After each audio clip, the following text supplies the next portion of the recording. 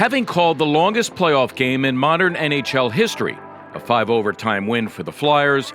Longtime TV voice Jim Jackson remembers the funny moments from that night. I can still remember it so clearly. Some certain instances, Coatsy spilling his soda all over my notes. So my notes now, I still have them, but they're all waterlogged. And Dorney, after like the third overtime, they'd rushed some pizzas up to us, and he had a little sauce right here. I noticed it in the stand-up as I'm looking at him. The weird things you remember, but remembering the weird and the wonderful with Flyers generational TV voice Jim Jackson. Next on Fresh 24. Sixers lock all windows and doors. For the record! Yeah!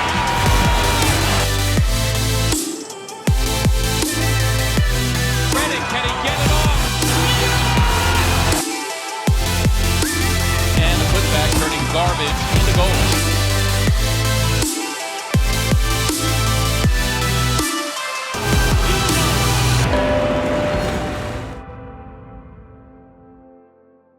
Jim Jackson, legendary Flyers voice, former Phillies baseball voice, multiple award winner, husband, family man. It's been a great ride, brother, hasn't it? It really has, Zoo, and great to see you and get the chance to talk with you.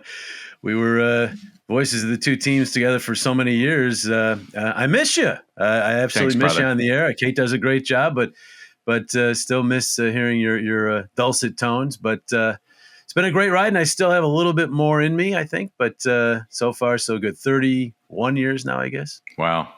Well, we're going to talk about that. But is it sometimes surreal to think that you're making a living as the voice of an NHL team? You did some baseball as well. Just the fact that we have that privilege. I know for me it was surreal. How about you? Every single day that I have a game to do, first of all, it's a great day. My feet hit the ground, and I know it's a great day. And my first one in a while comes up here shortly. So that's awesome. But you, in more general, more looking at the whole world perspective, absolutely.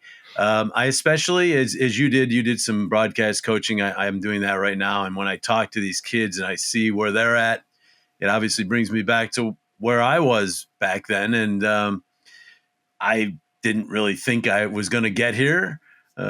Doubts, of course. I was, I had a graduating class of 73 people in my high school class. I was in a small town in upstate New York. People kind of laughed at me when I said I wanted to do this. And inside, well, I certainly had to have some kind of confidence to keep doing it. Inside, I wondered if I was crazy too.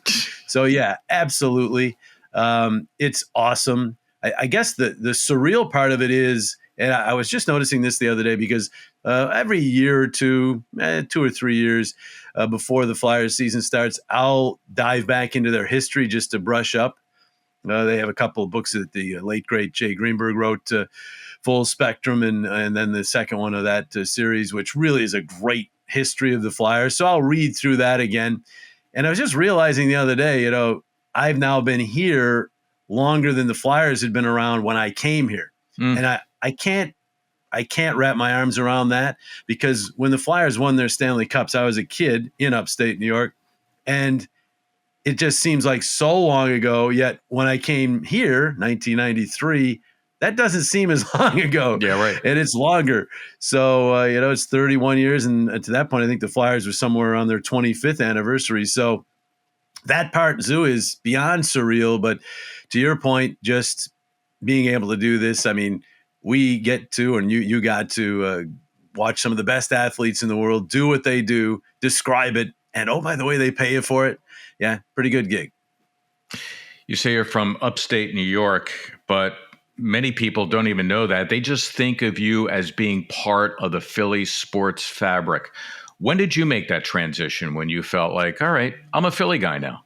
Yeah, it was pretty quick. The one thing that I learned when I got down here, which I had already seen from afar, was the passion of Philadelphia sports fans. And it didn't take me long, because my first year down in, when I got here, was basically in late August, early September of 1993. Phillies were in the middle of that remarkable run. The Eagles got off to a great start that season. and even the Flyers got off to a great start my first year. It was like watching the enthusiasm that the fans had for all their teams. I pretty much felt right about then like this is going to be fun. And it didn't take long. Certainly when I moved to television just 2 years later, didn't expect that. And then you start doing it, and I absolutely felt like this is home. My wife and I discuss this all the time. Like, we've been here as long as we were up there now. So, it's this is home now for me. You moved to TV after the passing of Gene Hart, who is one of the four people on my Mount Rushmore. I listened to Gene certainly as a kid. He influenced me greatly for any one of a number of reasons. How did he influence you in the 2+ years that you had to interact with him? He's part of my broadcast coaching almost all the time because I talk about his preparation. One of my 3 fundamentals of being a great broadcaster is preparation. And Gene had this, as you know, Zoo, you worked kind of with him and filled in for him a couple times. He had that big black binder of his, right? The magic book. Yes, pages and pages and pages of notes. Of course, this is back before computers, but I have a feeling Gene, if he were with us today, would still have the big black binder. And so, it took me a month maybe before I finally said, Gene, seriously, I mean, hockey so fast. We talk. I try to do a good amount of preparation. How do you possibly get any of that? I mean, what percentage? He was just waiting for me to ask this question, right? What percentage of that in that big black binder do you actually get in a broadcast? And he had that wry smile, so I knew I had fallen into the trap. And he said, "Oh, Jimmy, maybe 10%." And of course, I continued to follow into his trap by saying 10%. I mean, that's 90% of wasted effort. It's not efficient to me. Why would you do that much prep? He goes, but JJ, I don't know which 10% from one broadcast to the next. And I use that all the time with my students. And from that day on, I mean, I was always someone who worked hard, but I have, and I go through my preparation in my classes, and I see some of the students looking at me like, wow, I'm not sure I'll ever do that. The one thing, part of that, which I think was the case with you too, is that I love doing it. I mean, preparing for a sporting event to me is fun. So it doesn't seem like work. Do I over prepare? Do I use around 10 to 15% of what I do? Probably. I think Gene had pretty well nailed that percentage. Baseball more because you have more time to talk, but certainly doing hockey, it's a small percentage of the prep that I do that I use. But I think of Gene every time, because he had all that prep, and you just never know what's going to happen. I like to say a broadcaster is like an athlete in that he goes into or she goes into an event. You need to be feeling good about yourself. And the best way for me to feel like I'm in a zone, if you will, is to feel like anything can come my way in this game and I'm ready for it. Now, is that true? Never. Al Michaels got set to do a World Series in 1989, ended up calling an earthquake. So you can never be prepared for everything, right? But you can feel like you are. And that's the most important thing. If you feel like you're prepared for anything, you are in that, quote unquote zone. And I think any athlete, any broadcaster, anybody doing their job that feels like they're in a zone, they're going to be better. They're going to have that confidence and they're just going to flow. So that's why preparation is so important. And that is what Gene really kind of ingrained in me very quickly in my time here in Philadelphia. He was so prepared. He had all kinds of stuff, as you know. And Gene, and besides that, just his love of what he did. I mean, it was his life. He just, and he was a very diverse guy. So don't let me put it out there. It wasn't like hockey. I wish I was as diverse as Gene Hart. He's a teacher. He knew all these languages. I mean, I am a sports guy. I'm not as diverse as and even close as Gene was, and but he still loved it. And it was to be around Gene around the rink was when he was at his happiest, right? Same thing with Harry Kalas. I mean, Harry Kalas, I don't think he ever had a bad day at the ballpark, and I just love sitting there talking with him and my time with him. So I think that's something maybe we all share, but the great ones really, and it's their life, it's their passion, and that was certainly the case with Gene. You mentioned diversity, and your ability to do Phillies baseball and really do it well for 14 years was an amazing thing. I thought if for any reason you're doing hockey up to and then overlapping into the baseball season, and the very second baseball is over, you're doing hockey, when did you rest? When did you vacation? You did that for what, 14 years? That's an amazing feat just in terms of being able to do it, period. The only breaks of over an all-star break length or either sport in those 14 years were the two Olympics. The NHL broke for the Olympics in 2010 and 2014. I took my family, we went to Hawaii. We just got way away from everything. But that was it. Outside of that, it was basically work. But as you know me, I love what I do, so it doesn't seem like work. And I think, Zoo, I got into a rhythm where I just did it. And then when I parted ways with the Phils, I all of a sudden in 2020 had a summer and it was off, and I realized, wow, there's other things to do. I can swim, I can golf, I can go on vacations over 4 days.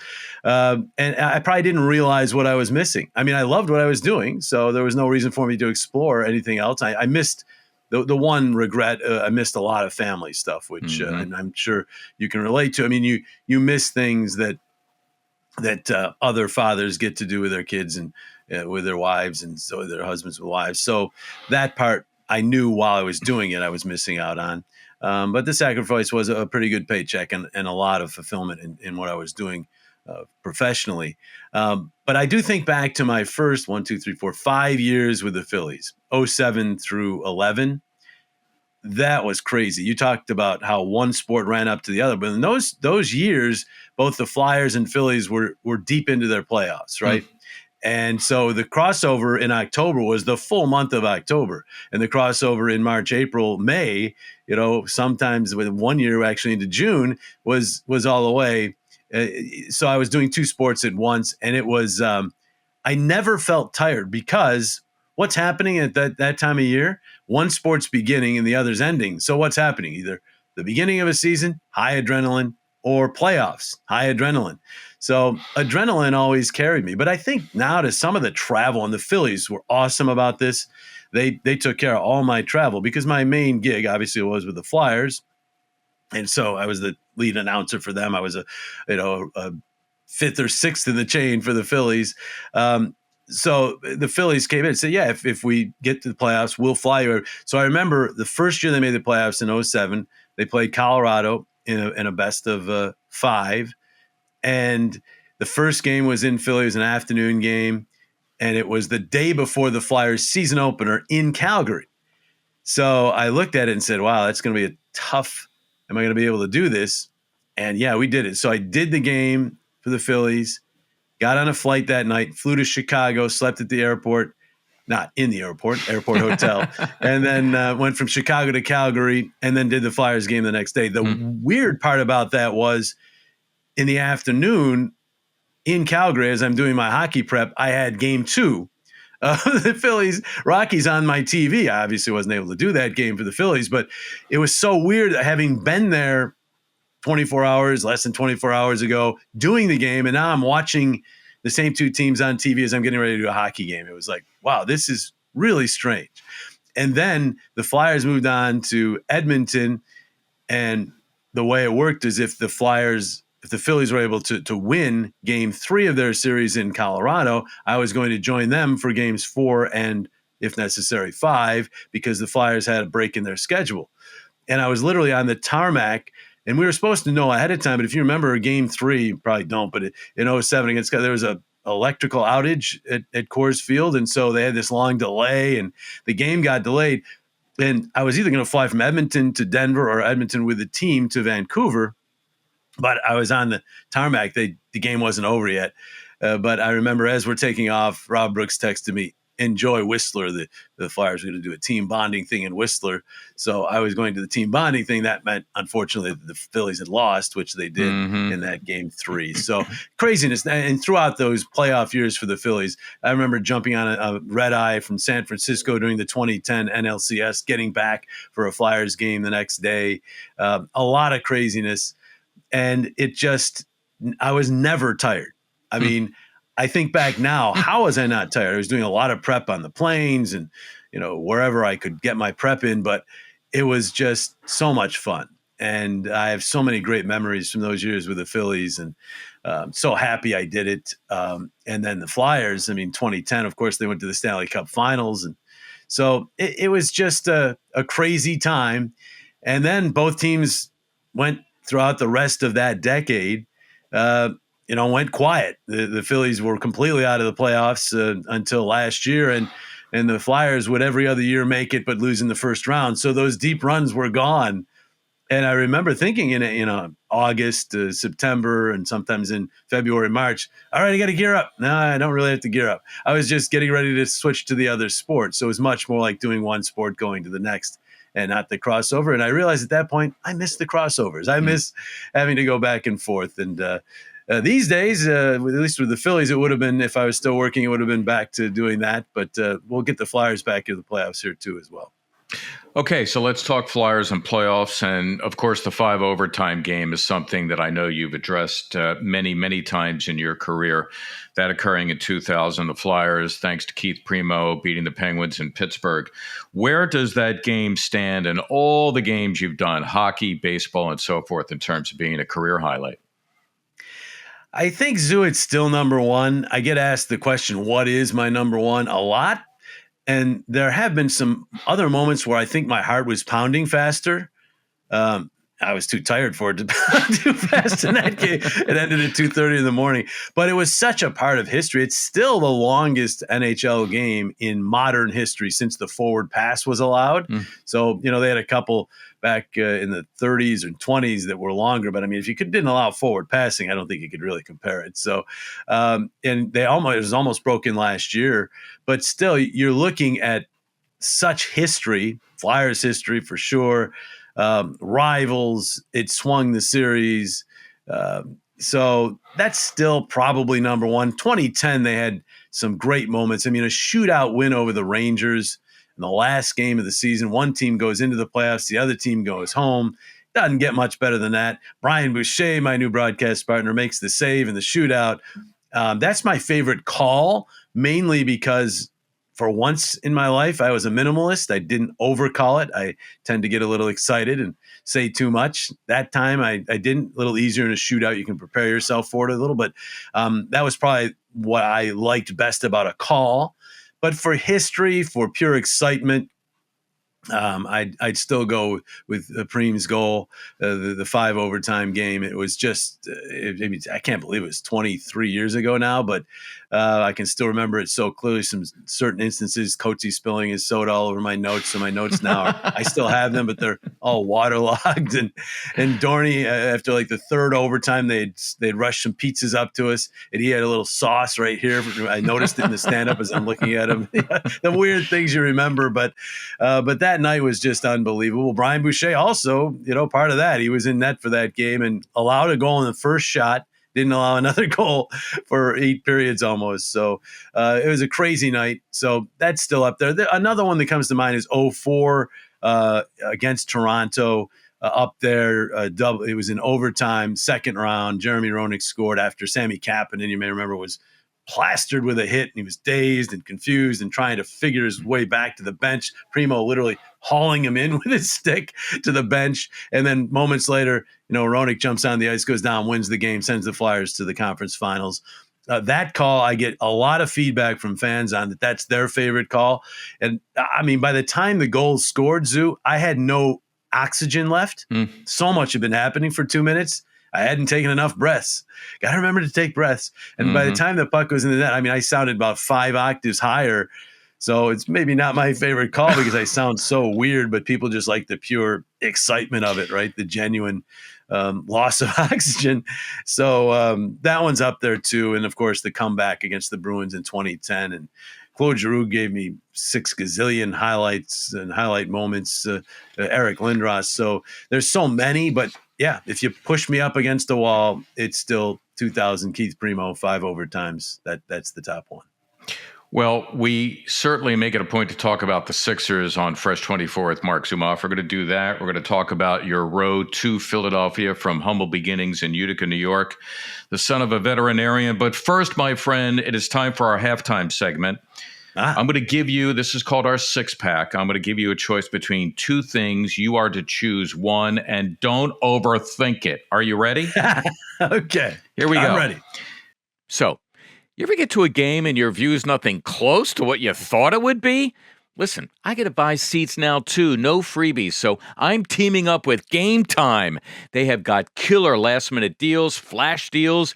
You could check out views from all seats in the venue, and they've got your back with the lowest price guarantee. Listen, if you find tickets for less in the same section and row, Game Time credits you 110% of the difference. They show your total up front. No surprises at checkout. Buying tickets takes 2 seconds. A couple of taps and you're done. Philly, let's change the game. Take the guesswork out of buying tickets with Game Time. Download the app, create an account, use the code ZOO for $20 off your first purchase. Remember, terms apply. Redeem the code ZOO, Z-O-O, for your $20 discount at gametime.co. Philly cheesesteak or soft pretzel? Cheesesteak all the way. Center City or South Jersey? To visit, I might be overthinking No, here. you're overthinking it. Just say it. All right. So I got to say South Jersey. I live in South Jersey. Okay. Gritty or Philly But to fanatic? go out to dinner, go out and entertainment, maybe, Center City. So. Okay. Gritty or Philly fanatic? Oh, Zoo, you're putting me in a tough spot here. That's a tie for first. I will say right now I'm working for the Flyers, so it's Gritty. There you go. Gritty's amazing. His story, good incredible answer. story. Good right? answer. Yeah. Good answer. But Fanatic is the best of all time. So it is what it is. Meek Mill Right or this Hall second, Gritty. Meek Mill or Hall and Oates? Hall and Oates. Dr. J Sixers throwback jersey or Allen Iverson throwback? I'm a traditionalist. I got to go back to the doc. Oh, man. Liberty Bell or Rocky Steps? Ooh, that's a tough one because I'm a history buff, but the Rocky Steps. There you go. Okay. Yeah. All right. Time now for my music library. I will give you a handful of artists from my library, and you tell me if you have them in your library or not. Are you ready? All right. Yep. Lady Antebellum. I do. Lady A now, right? I guess, yeah. The Temptations. I have a couple, yes. The Rolling Stones. Absolutely. 3 for 3. Soulja Boy. Do not have that. No, not that one. Joni Mitchell. I have a couple from Joni, but not an expansive library. Who's your go-to? Like you just need to get back in that good mood. You want to feel good. Yeah, I'm like you want to different moods. Who's but the if you're go-to? looking for uplifting? Let's say that. Okay, I like that. Yeah, a lot of times when I go uplifting, I go way back for some reason. I have great memories of my early days, so I can go back to the Who sometimes. I believe it or not, I like Journey. They were like when I was in high school. So, and then that would be where I'd go with that. Yeah. What kind of a Sixers fan are you? And I say that only because I was a very big Flyers fan. And then in 82, 83, I became the halftime host for the Sixers and really just became myopic. I devoted so much time to that I really just didn't have the time to devote to the Flyers. But how much do you watch, if at all, any Sixers games? So, yeah, I mean, this last summer, I've been talking a lot about the Sixers because of course, the process and the fact that they went through a rebuild of their own. And the Flyers have kind of announced they're in a rebuild, although I would say they actually have been in a rebuild for a year or two. It just wasn't announced. The Claude Giroux trade certainly was not a trade for the present. But the Sixers, of course, it was famous, the process, right? And so I've had a lot of fans that think the Flyers are going to do what the Sixers did, and they can't. The NHL is a little bit more difficult to do that. Second of all, you can tank in the NHL and end up with not the top pick. So it's not probably worth tanking. So it's a different kind of rebuild. Certainly if the Flyers struggle this year and you get close to the trade deadline, they may move guys that are young veterans now for future capital, future picks, things like that. But I don't see them trying to finish in the bottom 5 for a higher pick. They don't make some of the signings they did in terms of free agents in order to do that. So the rebuild is different from the Sixers in that regard.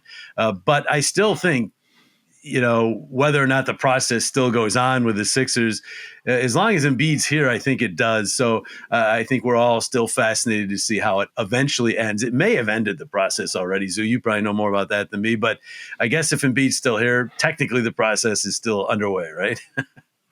Yeah, ending the process might be up to the historians. I certainly think as long as Embiid is playing and playing at a high level, the process continues. And, in the eyes of many fans, the process is not over until they win a title. That's the ultimate objective. But I want to talk more about the Flyers rebuild, specifically as it relates to Keith Jones, who is your longtime broadcast partner. Very bright, excellent analyst, wildly entertaining and funny. But does he have what it takes to be the head of an NHL team? And if so, why?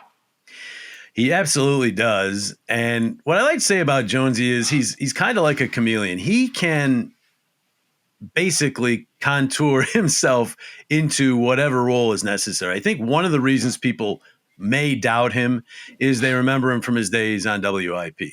Well, the Keith Jones that was in that studio, one-lining up against Angelo Cataldi and Al Morgani and all the others, is not the Keith Jones that's sitting in the president's office for the Philadelphia Flyers. I mean, it's the same man, and he has the same humor, but that Keith Jones was not showing off what he knew.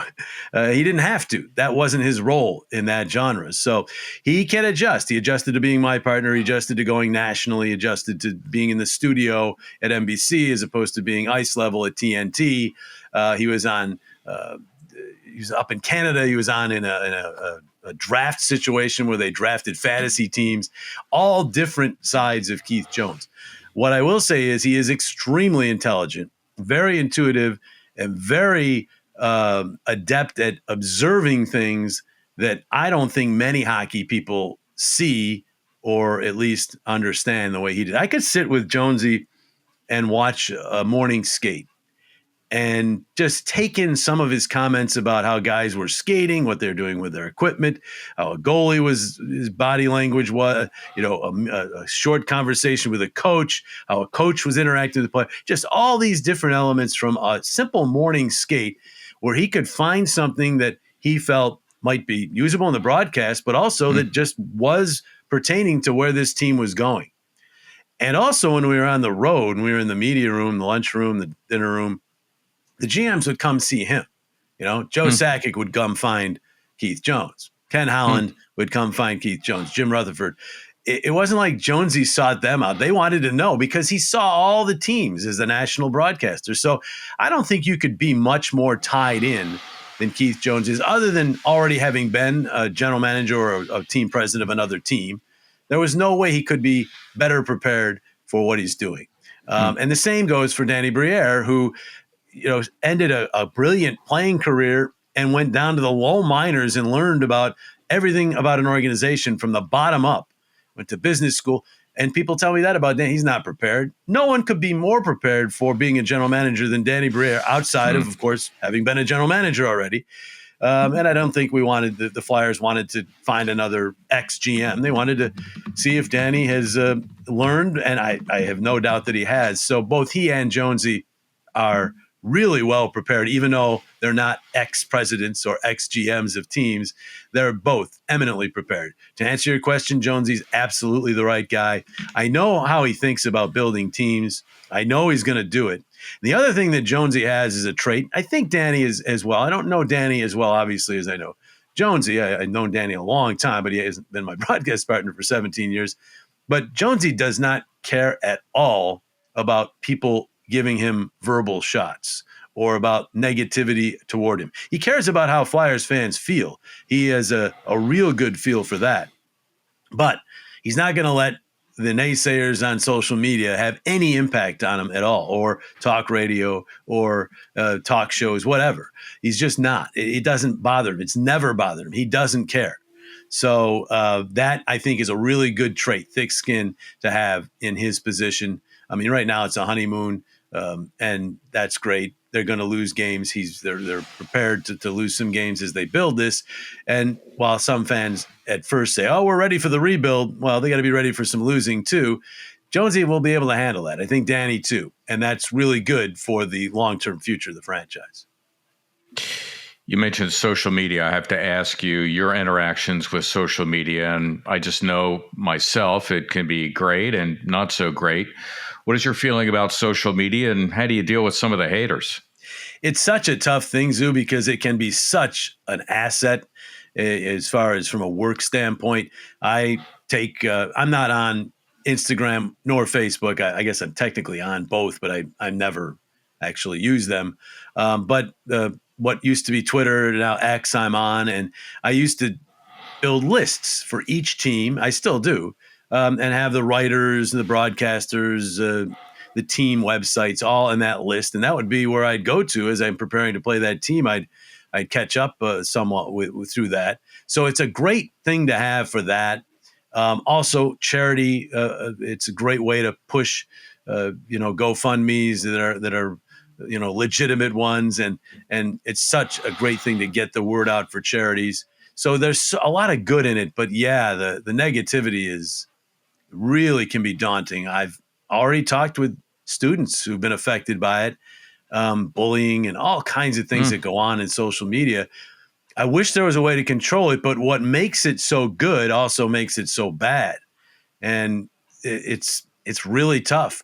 I will say, when I go on vacation and I get away from social media, my blood pressure goes down. I feel better. I see why some of these athletes just get away from it cold turkey, because even though deep inside, when someone gives me a shot or gives another broadcaster that I know a shot, or even one of the Flyers, and criticizes them unjustly or whatever, even though I know it's probably somebody who has no knowledge, who is sitting in their basement doing nothing, it still hurts. It's just, that's the way it is. So yes, you have ways you can block them and silence them from you, which is good, but it's still out there. So I wish there was a way, Zoo, that part of it could be controlled, because the positives of social media are immense as well. And I tend to think we're heading in the same direction with not Allen Iverson, but AI, because artificial intelligence is here. It's growing rapidly, and you have to almost get on the train or be left behind. And there's so much good about it. I just bought a refrigerator yesterday through AI, and it was awesome. I mean, I gave them the information. They came back at me with choices. I made the choice, boom, and the refrigerator's here tomorrow. I mean, It was so good. There are so many good things about AI, but there's also some scary things about AI. So I think that's kind of where we're at with social media, to a lesser degree maybe, because AI is a very serious topic, into some of the dangers of it, but also some of the benefits of it. So we've got to find ways to hope that our leaders find ways to regulate them enough that the positives can still shine and the negatives can be dealt with. Who would have thought we would have been talking about buying a refrigerator by way of artificial intelligence? What? You never know when you open up that can with Jim Jackson what you're going to get. What I'd love from you now is just the abridged version. Let's make it 60 to 90 seconds, because I've heard a lot of your story about how you got to be you. But in 90 seconds, tell us how you got to be you. Well, grew up, as we mentioned, in upstate New York, small class, and basically wanted to be a sports athlete, and knew at a very young age that wasn't going to happen. So I give myself credit for being a quick study in that regard. So I had to find some other way. My father really suggested broadcast. You're always talking about sports, broadcast. My father, the veterinarian. My mother wanted me to be a veterinarian and didn't like the fact that I wanted to be a broadcaster. I fought her all the way to well into my time in Philadelphia on it. But I went to Syracuse, great school up there, just an hour from where I grew up. Back to Utica, didn't have anything out of school. Went to a radio station, said, "Hey, can I hang around here for a month? Just don't have to pay me. Just want to." And they let me do that. Before I knew it, I was riding the board a little bit. I was doing they let me ride the board for this Polish radio show. I couldn't understand the host or anything, but they let me do that, and that actually led to where I'm at now, because trying to keep this in 90 seconds, I think I'm probably already over, but I've noticed on the weekends they didn't have sports talk around their sporting events, even though they had a sports talk show all week long. So I actually put a proposal together for a sports talk show on the weekends. They went for it, and who else to be the host but me? So all of a sudden I had a job. 6 months later, the sports director is Tim Roy, who I'm sure, voice of the Warriors. Gold State Warriors radio voice. Yeah. He left to go to Birmingham. He's done quite well. Got to watch Steph Curry here. And then 9 months after that, the Devils moved their farm team to Utica from Maine. We got the rights. I did 6 years of AHL hockey, and then got the Flyers job in 93. So, I got to Philadelphia via a tape that I'd sent not knowing anybody in Philly. It was a coach that actually said, send tapes everywhere, not just to where you hear there are job openings. And that's actually the tape that got me the job that I've had for 31 years. So 2 years doing the radio, and then Gene retired, and I followed him. I didn't replace him. I followed him, and this will be my 28th year of television this year. So blessed, to say the least. Blessed to have unbelievable broadcast partners, Zoo. I mean, I know as well, had great guys to work with. Gary Dornhofer was a CBC analyst. That's top level Canada network. Keith Jones, top level NBC. Bill Clement, ESPN, top level. Brian Boucher is now my partner. He obviously is going to be at TNT and has been at ESPN. Steve Coates did not do the national route, but Steve Coates is Steve Coates. He's Coatesy. So I have been blessed with absolutely the best broadcast partners. Hey, it's a wonderful life for me. It's exactly what I wanted to do, and I got to do it for a long time, and hopefully a little bit longer. And we'll move on from there, and then join you in the happily retired ranks in a couple of years or so. You care to define a little bit longer, or you want to keep that to yourself for right now? Well, I to be honest with you, when you retired, it had profound impact on me. It completely shocked me, first of all. I had no idea it was coming, and I thought that we were about the same age. You're actually about 5 or 6 years older. Yeah, which I didn't know, because we started right about the same time. So for some reason in my naive mind, that meant we were the same age. But when you retired, it did. I said, wow, if Zoo's retiring, I can't be too far away from that myself, even though I wasn't feeling it. And then other people around me retired too. The longtime public relations man for the Flyers, Zach Hill, Steve Coates this past year, Brian Cooper, my longtime producer, they have retired. And so when that starts happening, when all the people around you start retiring, you start thinking, wow. But what has also happened is, for those 14 years we talked about, I did both sports. I was starting to get a little tired, and you retired right as I was ending that. And I probably was saying retirement was within a couple of years. But now that I've had 3 full summers off, and I get to do during the summer what I would do in retirement, go on long vacations, golf, swim, just have fun, do a lot of reading, watching movies, all that kind of stuff. I don't have that necessary impulse to retire soon. I also, though, do not ever want to be that guy who is hanging on and is no longer good at what he does. So I have to walk that balance. If I feel like, and I put my son on this alert for me, because my son's very honest with me. I said, if you notice me slipping, because he watches most of the games, you have to tell me, because Zoo, we've seen it happen with so many guys. I think we probably would be the last ones to know we're slipping. So we might be the first and the last, if that makes any sense. You deep down might know it, but you say, oh, nobody else is noticing it, maybe. So you keep going on. So I won't be that person. But as long as I'm able to do a decent job and continue on and be healthy, I would do this probably for several more years. I also have the old, how is the team doing thing? I mean, it's been now a good decade since the Flyers have been consistently playoff participants and Stanley Cup contenders. If Keith Jones and Danny Briere get this team back up into that standing, and I think they will in the next several years, I don't think it's going to be as long as some people think. Would it be a great time to jump out then? Not really. I think I want to be around for some of the good times. So that could play into it as well. A lot of factors. I don't have a set year. I think it's going to be a feel.